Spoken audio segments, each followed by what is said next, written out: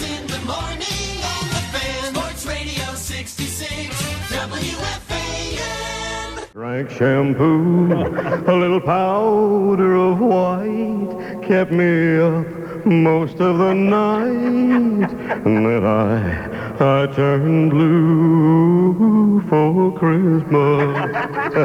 Hey, it's Elvis, son, the king of rock and roll. Let's not be trying to tell me about no bummed-out Christmas, Hoss. You think you're bummed out? Hell, I'm dead, baby. That's a bummed-out Christmas. Now what the hell you're bitching about? Because I ain't dead only at Christmas time, Hoss. There ain't no part-time to this being dead business, no, sir. When you're dead, it's a full-time shift, you know what I mean? So don't be selling me no bummed-out job, okay? I'm bummed out dead. Dead bummed out, whichever way it works out the same thing, you know?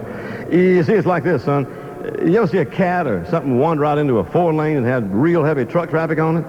You know how sometimes a big old white or a Alice Chalmers or something will catch one of them little buggers flushing the headlights and knock it into the path of a gravel hauler coming the other way? And, you know, there wouldn't even be a tick collar left. You know what I mean? Well, that's how I'm spending my Christmas, baby. Just like that damn cat, dead.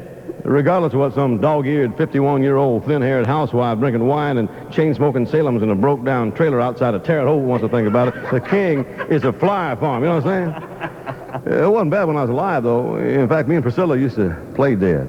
Yeah, she'd dress up in a toe tag, you know, and she'd sprawl out across the bed and hold real still. And I'd go in an autopsy her with my love probe, you know what I mean? Yeah, then we'd lay back and smoke a couple of sucking chest wound bandages and listen to Mom out in the kitchen wring the neck off a chicken. Oh, it was great, man, but enough about the good life, because, well, like I said, I'm dead now, so I guess I'll just get on out of here behind this tune I wrote. You can stick it on your radio or stick it up your ass. I couldn't care less. I'm so depressed. Let's see here now. Well, you might as well shout. You might as well cry. You might as well pout. I'm telling you why. Santa had a heart attack. He's dead. And fa la la la la la la la la. You. Imus in the morning. A. Mario Biaggi. B. Lou Messer Cola. C. Al Di Mato. Which doesn't belong and why? Al Di Mato.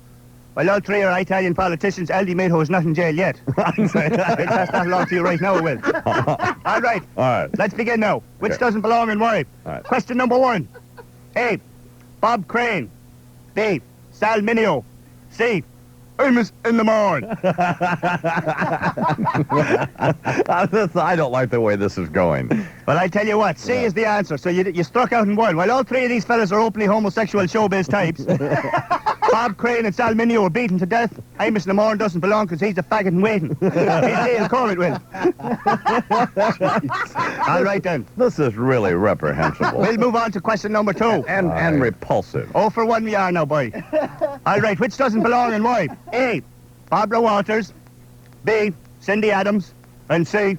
Mike Lupica. Which doesn't belong and why? Well, I would say Lupica. Well, I tell you what. It's Barbara Walters. While all three of these fellas are shallow media shills and pseudo-friends of despicable characters, Mike Lupica doesn't belong because he's not a Jew. We should have stopped with the other one. While the other one wasn't funny, it had gone on long enough. We're at a point now. Bing. Joan Crawford. Bernard, I'm begging you. Imus in the morning. Let's cut our losses here. Wait a minute, this is pretty good. All right, go ahead. Bing Crosby. Bing Crosby. Joan Crawford. And C. Imus in the morning. All right, why? Which doesn't belong and why? Well, I would say Imus in the morning. Wrong. Why? Well, all three have children who openly despise them. Bing Crosby doesn't belong because he's not a Jew. It's 14, huh? You're a regular Kreskin, ain't you? No, I mean, but you're the 80s guy. That's right. You're the one who kept screwing it up. Now, what are you doing back here? Well, I'm just satisfying the terms of my contract, youngster. I mean, it's the right thing to do. Now, you're telling me that Quaker Oats still wants you to... Well, yeah. Well, look, it's a new decade, Sonny. And Wilfred Brimley's turned over a new leaf. You can trust me on that. Uh-huh. So there's going to be no oatmeal, you know what? No. Look, it's the 90s. I'm an elderly man. I don't know what come over me back there in the 80s, but I've licked all that. You can bank on that. I'll bet you have. All right. Huh? Let's take a run at it. All right. Quaker Oats 1990s campaign, take 1. All right, go ahead, Mr. Brimley.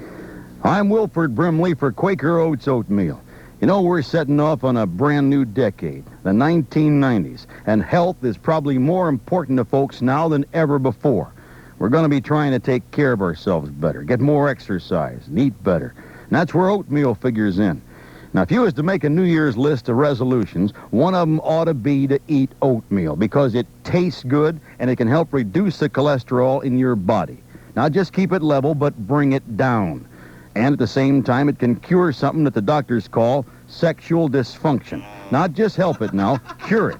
And when you're 85 years old, believe me, that's a bonus for you for sure. My God, damn it, Mr. Brimley. Huh? You said you'd turned over a new leaf and you weren't going to mention boners. You know what? You got quite a mouth on you there, Sonny. I didn't say a darn thing about a boner, did I, huh? Well, But now that you have, you're right. A hot bowl of oatmeal can give you a zipper ripper that'd have Johnny Watt calling the suicide hotline if he wasn't already dead.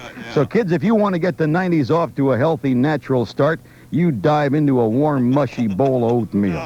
Well, you'll think somebody installed a garage door lift in your shorts. And tell Mom to forget that cereal bowl. Just say to her, Mom, just pour my hot steaming oatmeal into one of them tin horns left over from the New Year's Eve party. And then invite little Sally from next door to come over and blow it.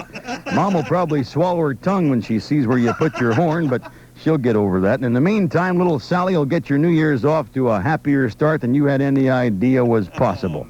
Yes, sir, oatmeal in the 90s. It's the right thing to do. Mr. Brimley, Huh? what happened? I mean, where was the new leaf? The new leaf. Oh, that. Well, I'll tell you. Let me stand up here. No. There you go. That'd be it right there. You see it? Let me just flip it over there Mr. for you. Brimley, just leave it alone. No, don't do Oh, look at that. It's flipping over by itself. Peekaboo. Dear Emma, And how are you? cold. Oh, I guess more important, how's Manuel? He's a little depressed. Mm-hmm. He's a little upset. Right. However, he's much better now than he was when he was in the Vatican Embassy. Right. The paper nuncio apparently did not share his addiction to cocaine. Right. And that was, from speaking to the Generalissimo, that was one of the things that they used to get him into the helicopter. Well, how did that work? Now, they used drugs to get him into the helicopter? Well, kind of, the carrot before the donkey. Oh, I see, yeah. They had a guy standing in the helicopter with a baggie Yeah. filled with a white powder Right. and waved it back and forth saying, Manny, this is for you. Unfortunately, Generalissimo Noriega was not aware until he had snorted half the bag that it was baby laxative, Baby laxative? which made the 3-hour flight to Miami a little unpleasant for the other passengers. Well, I can imagine, yeah.